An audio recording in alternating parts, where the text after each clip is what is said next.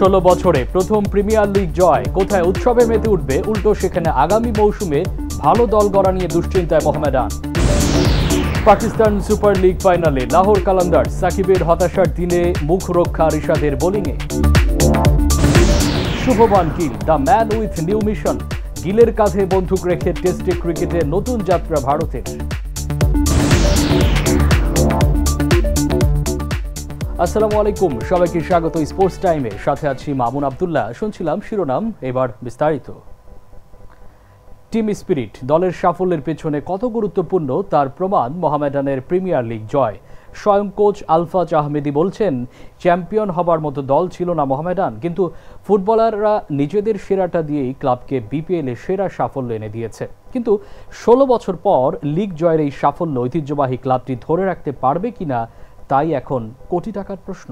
আমরা তো অনেকদিন আগেই ডিক্লেয়ার হয়ে গেছি চ্যাম্পিয়ন, তো আমরা তো আনন্দ উদযাপন করেছি এবং সামনে উদযাপন হবে 1 তারিখে। ইনশাআল্লাহ বলছে 1 তারিখের ভিতরে আমাদের সব দেনা পাওনা দিয়ে দিবে, তো আমরা সেই অপেক্ষায় আছি না। এখনও সেরকম কোনো ডিক্লেয়ার আসে নাই, 29 তারিখের পরে ডিক্লেয়ার আসবে। আসলে আমরা তো মোহামেডান টিম এবছর চ্যাম্পিয়ন হয়েছি, চ্যাম্পিয়ন টিম না, তারপরেও আমাদের ভাগ্য সহায় ছিল, সবার চেষ্টা ছিল, আল্লাহ তাআলার অশেষ মেহেরবানি ছিল। তো আগামী চ্যাম্পিয়ন টিম করতে হলে সম্পূর্ণ ভিন্ন ধরনের টিম করতে হবে, চ্যাম্পিয়ন টিম করতে হবে। তো সেই অবস্থাতে এখনও আমরা আসিনি, এখনও জানি না, দেখা যাক কী করে মোহামেডান অফিসিয়ালরা। আমরা গত দায়িত্ব নিয়েছি 3 বছর 4 বছর হয়েছে। বিগত দিনের যারা দায়িত্ব ছিল তাদের অর্গানাইজিংয়ের সমস্যা ছিল, যার কারণে দেশের মোহামেডানের অবস্থা। এটা ক্লাব ডিপেন্ড করে, ক্লাবের উপর ডিপেন্ড করে যে ক্লাব কি করবে। পাকিস্তান সুপার লিগ পিএসএল এর ফাইনালে উঠেছে লাহোর কালান্দার্স। দ্বিতীয় কোয়ালিফায়ারে ইসলামাবাদ ইউনাইটেডকে 95 রানে হারিয়েছে লাহোর। ম্যাচে সাকিবের হতাশার দিনে বোলিংয়ে নৈপুণ্য দেখিয়ে বাংলাদেশ ক্রিকেটের মুখ রক্ষা করেছেন রিশাদ হোসেন। রবিবার গ্র্যান্ড ফাইনাল হাই ভোল্টেজ লড়াইয়ে লাহোরের প্রতিপক্ষ কোয়েটা গ্ল্যাডিয়েটর্স।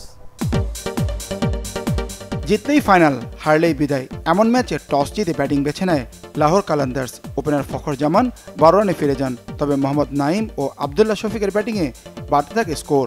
নাইম 50 পূর্ণ করে আউট হন, শফিক করেন 25। কুশল পেরেরা খেলেন 61 রানের ইনিংস, ভানুকা রাজাপাকসে ফেরেন 22 করে। এই ম্যাচে ব্যাটিংয়ে খালি হাতে ফেরেন সাকিব আল হাসান। 8 উইকেটে 202 রানের চ্যালেঞ্জিং স্কোর পায় লাহোর। 203 রানের টার্গেটে শুরুতেই চাপে পড়ে ইসলামাবাদ। সালমান মির্জা, শাহিন শাহ আফ্রিদি, রিশাদ হোসেনদের বোলিং তোপে একে একে সাজঘরে ফিরতে থাকেন ফারহান, শাহজাদ, দুসানরা। সালমান আগা 33 বিদায় নেন। ব্যাটিং বিপর্যয় পড়ায় ইসলামাবাদ চেষ্টা করেও লড়াই ফিরতে পারেনি। অধিনায়ক সাদাব খান 26 করেন। সালমান ও শাহিন শাহ নেন 3টি করে উইকেট। 34 রান দিয়ে 3 উইকেট শিকার বাংলাদেশি লেগ স্পিনার রিশাদ হোসেনের। তবে ব্যাটিংয়ের মতো বোলিংয়েও 3টা ভালো যায়নি সাকিবের। উইকেট শূন্য থাকেন এই অলরাউন্ডার। 107 রানে গুটিয়ে যায় ইসলামাবাদ। 95 রানে বড় জয়ে ফাইনালে পৌঁছে যায় লাহোর কালান্দার্স। শিরোপা নির্ধারণী ম্যাচে তাদের প্রতিপক্ষ কোয়েটা গ্ল্যাডিয়েটর্স। প্রথম কোয়ালিফায়ারে এই ইসলামাবাদকে হারিয়েই ফাইনালের টিকিট নিশ্চিত করেছিল কোয়েটা। রবিবার হবে পিএসএল এর শিরোপা নির্ধারণী ম্যাচটি। Manik Mahmud, Bangla vision, sports desk. Deadline 10 May, Dhaka স্টেডিয়ামের সবুজ গালিচায় লড়বে বাংলাদেশ ও সিঙ্গাপুর। এশিয়ান কাপ বাছাই পর্বে এই ম্যাচে লাল সবুজের জার্সিতে মাথাবেন হামজা চৌধুরী ও সমিত সোম। ম্যাচটিকে স্মরণীয় করে রাখার পরিকল্পনা বাফুফের। শনিবার থেকে শুরু হয়েছে অনলাইনে টিকিট বিক্রি। আগামী 10 জুন এশিয়ান কাপ বাছাই ম্যাচে সিঙ্গাপুরের বিপক্ষে হোম ম্যাচ খেলবে বাংলাদেশ। ম্যাচটি হবে ঢাকা জাতীয় স্টেডিয়ামে। সেই ম্যাচের জন্য একদিন এগিয়ে 30 মে থেকেই শুরু হবে জাতীয় দলের অনুশীলন ক্যাম্প। প্রিমিয়ার লিগ ফুটবল শেষ হওয়ার আগেই শিরোপা জিতে নিয়েছে মোহামেডান। লিগের নৈপুণ্যে জাতীয় দলের ক্যাম্পের জন্য কোচ হাভিয়ার কাবরেরা বাছাই করেছেন ফুটবলারদের। সিঙ্গাপুরের বিপক্ষে ম্যাচের আগে 4 জুন ভুটানের বিপক্ষে একটি প্রস্তুতি ম্যাচ খেলবে জামাল ভুঁইয়ারা। এশিয়ান কাপ বাছাই আগের ম্যাচে ভারতের মাটিতে বাংলাদেশের জার্সিতে অভিষেক হয়েছিল ইংল্যান্ড প্রবাসী হামজা চৌধুরীর। এবার ঘরের মাঠে অভিষেক হতে যাচ্ছে এই মিডফিল্ডারের। 2 জন দলের সাথে যোগ দেওয়ার কথা তার। লাল সবুজের জার্সিতে অভিষেকের অপেক্ষায় আরও 2 প্রবাসী ফুটবলার। ইতালির ফাহমিদুল 30 মে ও কানাডার সমিত সোম 3 জন যোগ দিবেন ক্যাম্পে। এদিকে টিকিফাই নামে একটি অনলাইন প্ল্যাটফর্মে শনিবার থেকেই পাওয়া যাচ্ছে বাংলাদেশ সিঙ্গাপুর ও বাংলাদেশ ভুটান ম্যাচ 2টি টিকিট। ঢাকা জাতীয় স্টেডিয়ামে সাধারণ দর্শকদের জন্য থাকছে 18,300 টিকিট। এছাড়াও থাকছে hospital box, VIP, club house ছাড়াও আরও বেশ কয়েকটি ক্যাটাগরির টিকিট। সিঙ্গাপুরের বিপক্ষে সর্বনিম্ন 400 ও সর্বোচ্চ 5,000 টাকা এবং ভুটানের বিপক্ষে ম্যাচে টিকিটের দাম ন্যূনতম 200 taka. Manik Mahmud, Bangla vision, Dhaka. Premier league শেষ রাউন্ড যেন মৃত্যুফাদ, পা ফসকালেই পড়তে হবে খাদে, বিদায় নিতে হবে চ্যাম্পিয়ন্স লিগ থেকে। লিভারপুল, আর্সেনাল ও ইউরোপা লিগ জয়ী টটেনহ্যামের চ্যাম্পিয়ন্স লিগ নিশ্চিত। বাকি 3টি সহ ইউরোপা লিগ ও কনফারেন্স লিগের 2টি আসরের ভাগ্য নির্ধারণ হবে শেষ রাউন্ডে। Man city, Newcastle, Chelsea, Aston villa না নটিংহ্যাম ফরেস্ট, কে হাসবে কে কাঁদবে? এবারে প্রিমিয়ার লিগ থেকে শীর্ষ 5 ইংলিশ ক্লাব আগামী মৌসুমের চ্যাম্পিয়ন্স লিগে খেলবে। চ্যাম্পিয়ন লিভারপুলের পর আর্সেনাল ইউরোপ সেরার মঞ্চে জায়গা পাকাপোক্ত করেছে। 5 দলের কোটার বাইরে ষষ্ঠ ইংলিশ ক্লাব হিসেবে টটেনহ্যাম হটস্পার উঠেছে চ্যাম্পিয়ন্স লিগে। গত বুধবার অল ইংলিশ ইউরোপা লিগের ফাইনালে ম্যানচেস্টার ইউনাইটেডকে 1-0 গোলে হারিয়ে এই টিকিট পায় টটেনহ্যাম।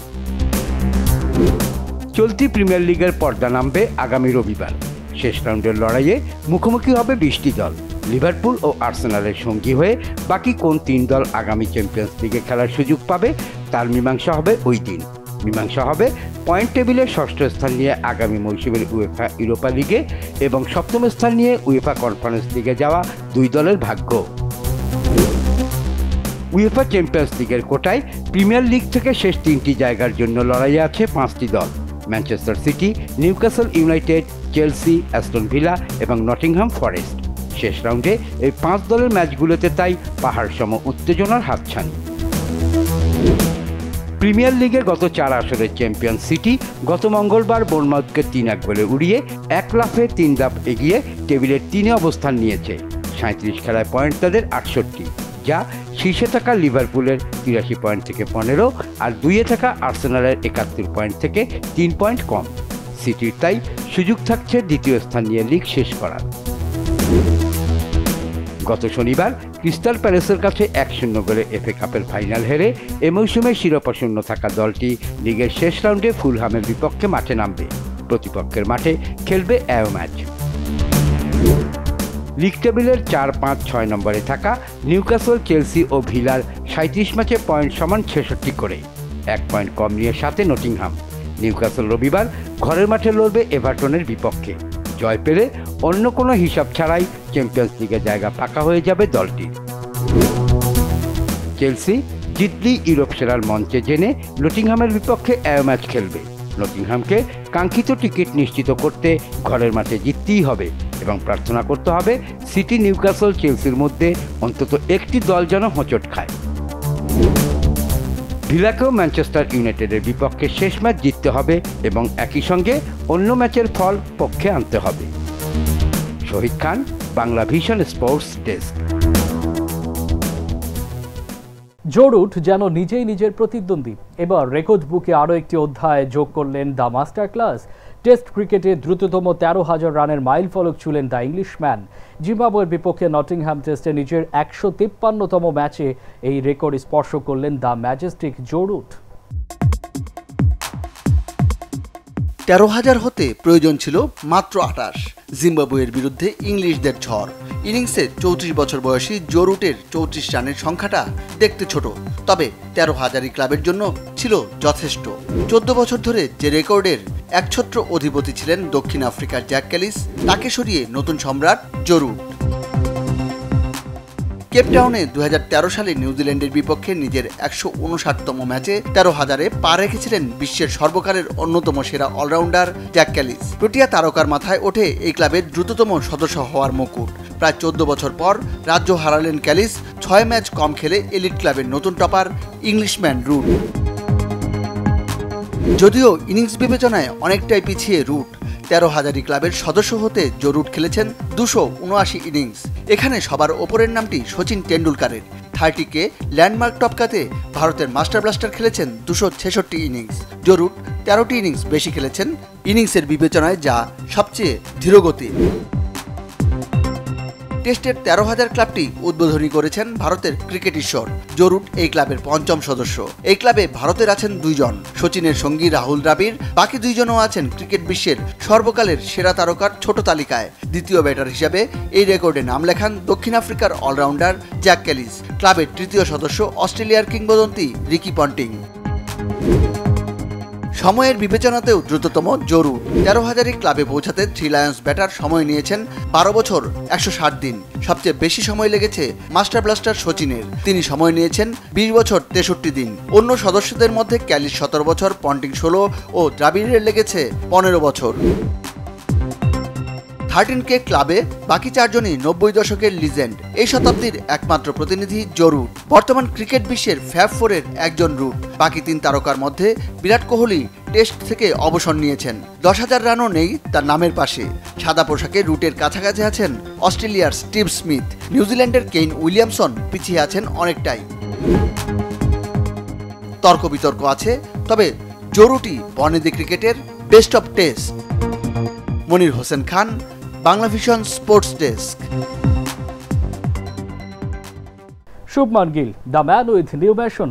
গত কিছুদিন ভারতীয় ক্রিকেটে নাটক তো কম হলো না। ইংল্যান্ড সফরে নির্বাচকরা যখন দল গড়তে হিমশিম খাচ্ছেন, তখন টেস্ট ক্রিকেট থেকে রোহিত শর্মার বিদায়। সেই ধাক্কা কাটিয়ে ওঠার আগেই বিরাট কোহলির সরে দাঁড়ানো। কঠিন সময়ে, কঠিন সংকটে ভারত। তবে গিলের কাঁধে বন্দুক রেখে নতুন দিনের পথেই হাঁটার পরিকল্পনা ভারতের। শুভমান গিলের নেতৃত্বে ভারতীয় ক্রিকেটে শুরু হলো নতুন যুগ। টেস্ট ক্রিকেটের টিম ইন্ডিয়ার নতুন কান্ডারি 25 বছর বয়সী এই ব্যাটসম্যান। 20 জুন থেকে ইংল্যান্ডে শুরু হবে 5 ম্যাচ টেস্ট সিরিজ। সেখানে ভারতের দলের অধিনায়কের গুরু দায়িত্ব তুলে দেওয়া হয়েছে গিলের কাঁধে। এই সিরিজে দলের সহ অধিনায়ক হিসেবে দায়িত্বে আছেন ঋষভ পান্থ। হেড কোচ গৌতম গম্ভীরের সাথে বিরোধে গত 7 মে টেস্ট ক্রিকেট থেকে অবসর নেন রোহিত শর্মা। সেই ধাক্কা কাটিয়ে ওঠার আগেই 12 মে টেস্ট ক্রিকেটকে বিদায় জানান দলের সেরা তারকা ব্যাটার বিরাট কোহলি। বিশেষ করে কোহলির অবসর নিয়ে ভারতের ক্রিকেটে নাটক কম তো হয়নি। ব্রায়ান লারা পর্যন্ত কোহলিকে ফিরে আসার অনুরোধ করেছেন। ইংল্যান্ড সফরে অধিনায়ক ও তার দল নির্বাচনে কঠিন সংকটে পড়েন ভারতের নির্বাচকরা। ধারণা করা হচ্ছিল অস্ট্রেলিয়া সফরের টেস্টে সফলভাবে দলকে নেতৃত্ব দেয়া জসপ্রীত বুমরার কাঁধে আবারও উঠবে ভারতের টেস্ট অধিনায়কের চ্যালেঞ্জ। কিন্তু অজিত আগারকারের নেতৃত্বে ভারতের নির্বাচকরা পেছনের দিকে নয়, পা রাখবেন ভবিষ্যতের পথেই। ইনজুরির সম্ভাবনা বেশি থাকায় বুমরার ওপর থেকে ওয়ার্কলোড কমাতে তরুণ শুভমান গিলকেই বেছে নেন ভারতীয় ক্রিকেট বোর্ড ও নির্বাচকরা। গিল এখনও টেস্ট বা ওয়ানডেতে ভারতকে নেতৃত্ব দেননি। গত বছর টি-20 বিশ্বকাপ জয়ের পর দলের সিনিয়র ক্রিকেটাররা বিশ্রামে থাকায় জিম্বাবুয়ে সফরে দলকে প্রথম নেতৃত্ব দেন গিল।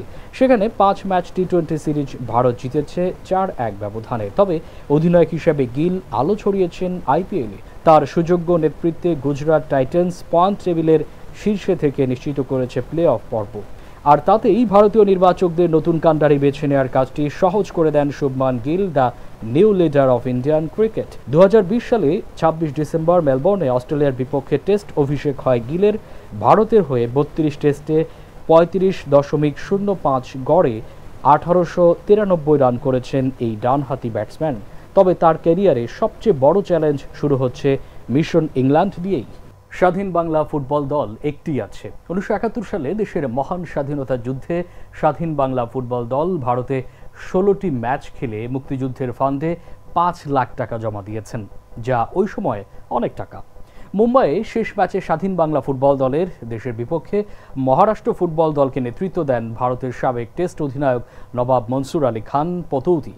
বিখ্যাত অভিনেতা দিলীপ কুমার ও ওনার স্ত্রী অভিনেতা শায়রা বানু এবং শর্মিলা ঠাকুর মাঠে উপস্থিত থেকে বাংলাদেশ দলকে অনুপ্রাণিত করেছেন। তবে স্বাধীন বাংলা ফুটবল দলের সবচেয়ে বড় কৃতিত্ব দেশের বাইরে প্রথম বাংলাদেশের পতাকা উত্তোলন করা ও জনমত সৃষ্টি করা। 1971 সালের 25শে জুলাই পশ্চিমবঙ্গের নদিয়া জেলায় কৃষ্ণনগর স্টেডিয়ামে ডিসি ডি.কে ঘোষের উপস্থিতিতে আনুষ্ঠানিকভাবে এই পতাকা উত্তোলন করেন অধিনায়ক জাকারিয়া পিন্টু ও তার দল। এরপর স্বাধীন বাংলা ফুটবল দল যেখানে খেলতে গেছেন সেখানেই বাংলাদেশের পতাকা নিয়ে মাঠ প্রদক্ষিণ করেছে। সারা পৃথিবীতে এই পতাকা উত্তোলনের ঘটনা গুরুত্ব সহকারে প্রচারও হয়েছে। বর্তমানে স্বাধীন বাংলা ফুটবল দলের অনুকরণে ফিলিস্তিন ফুটবল দল নিজ দেশের স্বাধীনতা আন্দোলনে বিভিন্ন দেশে ফুটবল ম্যাচ খেলে জনমত সৃষ্টি করার চেষ্টা করছে। এই ছিল আজকের স্পোর্টস টাইমে। আগামী পর্ব দেখার আমন্ত্রণ জানিয়ে সবাইকে বিদায় জানাচ্ছি। আল্লাহ হাফেজ।